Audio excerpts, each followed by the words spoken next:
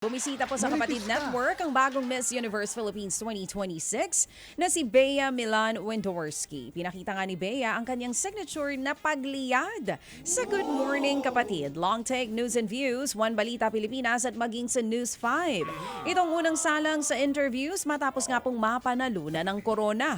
Hindi naman nakalimutan ni Bea na bisitahin ang sikat sa News 5 na si Flora Bell, ang resident rescue cat ng News 5. Gusto daw tuloy ng beauty queen na mag-adopt ng pusa. Ang kwento pa ng beauty queen na hindi naging madali ang MUPH journey niya dahil sa madalas na pambubuli tungkol sa kanyang baba. Pero namana niya raw ito sa kanyang lola kaya naman deadma siya sa kanyang bashers. Focus ngayon ang ating Miss Universe Philippines para maiuwi ang ikalimang Miss Universe crown ng Pilipinas mula po sa Puerto Rico sa paparating na Nobyembre. In fairness, ang ganda. May laban ang Pilipinas naman talaga. Oo. Matangkad, si Miss La Union. Talagang manang-mana din ang height kay Jaworski. Windorski to. Hindi to Jaworski. Taas nga, yung height nga. Ganda, no? Diba? In fairness. Sabi ni Kuya Aaron, yes, siya, maganda siya. Ganda niya, di ba, Kuya Aaron? Anyway, samantala po naman usap-usapan online ang performance ni na Vibe Jacks Ana Ramsey at Quinay Mercado. Ay, oo, trending to. Sa gitna Tingnan po mo. kasi ng pagkanta nila ay biglang bumigay ang mesang inuupuan nila. Eto na. Sandali silang napaupo sa sahig pero hindi natinag. Opo, sina Ana at si Quinay at tuloy pa rin po sa pagkanta. Pinuri ho naman ng viewers ang pagiging professional ng dalawa. Napapanood po ang live na Vibe tuwing Sabado. Bago nitong tahanan ang MVP Studio. Sana hindi na ang inyong mga likod. Ha? Wala naman, okay naman. Kamusta kaya yung gumawa nitong lamesa? Ayun, tsumog. Ayun, okay. Si Ana, nakita mo naman yung tayo. Tayo kung tayo. Aral na aral, Nakita mo yun? Oo, okay naman daw sila. Oo. Ayan mga Mabuti kapatid. na lang po.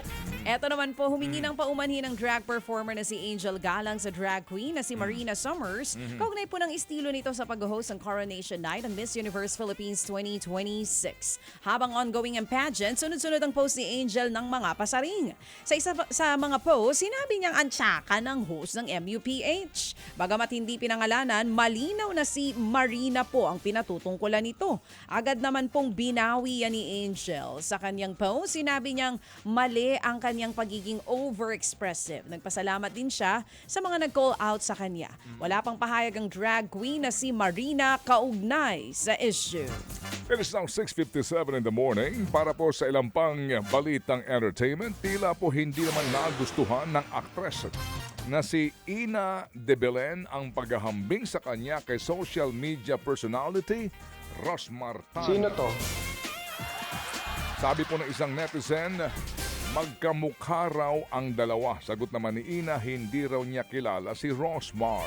Kaya wag raw siyang iugnay rito. Sa dulo po ng comment ni Ina, idinugto niya ang E at W. Ew. Sa isa pa pong comment, sinabi niyang wag na hong banggitin ang pangalan ni Rosmar dahil nabubwisit siya. Inis na bumelta po niya si Rosmar at sinabing hindi rin daw niya kilala si Ina.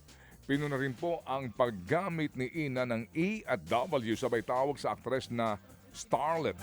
Paliwanag ko naman ng ilang netizen, baka ang ibig sabihin daw ho ng E at W ay either way. Ayun pala. Wala pang formal na pahayag sino man kina Ina at Rosmar kaugnay Sorry. po ng issue. Sorry, AW. Akala ko ew. Either way pala. Sorry po. Sorry po sa inyong tita. Ito naman mga kapatid.